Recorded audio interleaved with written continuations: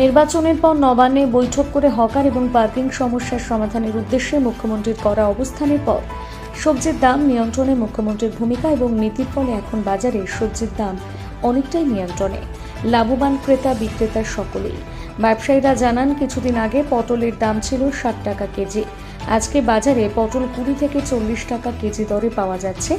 বেগুন 80 টাকা কেজি কমে এখন 60 থেকে 70 টাকা কেজি হয়েছে।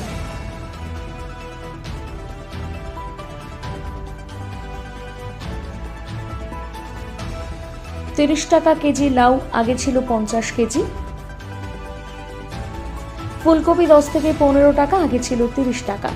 আলু 28 টাকা কেজি, আগে ছিল 40 টাকা। পেঁয়াজ 50 টাকা কেজি দরে পাওয়া যাচ্ছে, আগে ছিল 60 থেকে 65 টাকা কেজি। কুমড়ো 20 টাকা কেজি, আগে ছিল 30 টাকা কেজি। পেঁপে 20 টাকা, আগে ছিল 30 টাকা।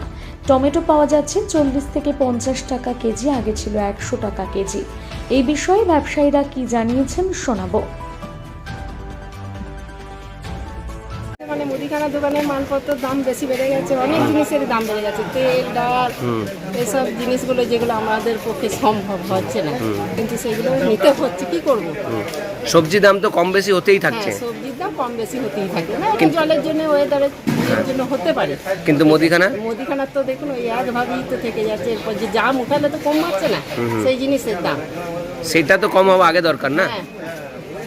তো নিত্য প্রয়োজনের মধ্যে তো আমাদের চাল ডাল, হ্যাঁ, এগুলো তো প্রয়োজনই, স্বাভাবিক কথা। চিনি, গুড়, এগুলো তো আমাদের প্রয়োজন সব কিছু, কিন্তু সেগুলো দাম কমছে না। সেগুলো দাম কমছে না, বাড়লে সেই জিনিস আর নামছে না। কি চাইছেন আপনারা, কি হলে ভালো হয়? আমি চাইছি যে সাধারণ মানুষের একটা স্বাভাবিক একটা দাম থাকলে আমাদের পক্ষে সম্ভব হয়।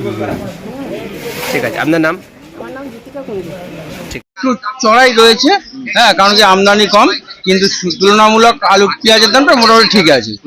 32 টাকা কেজি আলু, 60 টাকা কেজি পেঁয়াজ, আর এই সবজি শাক সবজির দামটা একটু বেশি আছে। আমরা দেখেছি সবজির দাম মোটামুটি কম বেশি থাকলেও মুদিখানার দামগুলো বেশ মোটামুটি বেশিই চলে যাচ্ছে। এতে কি কিছু সমস্যা হচ্ছে সবজি বাজারে?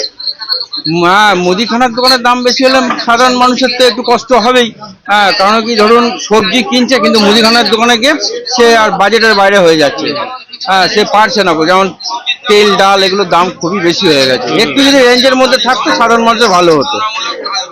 একদমই আমরা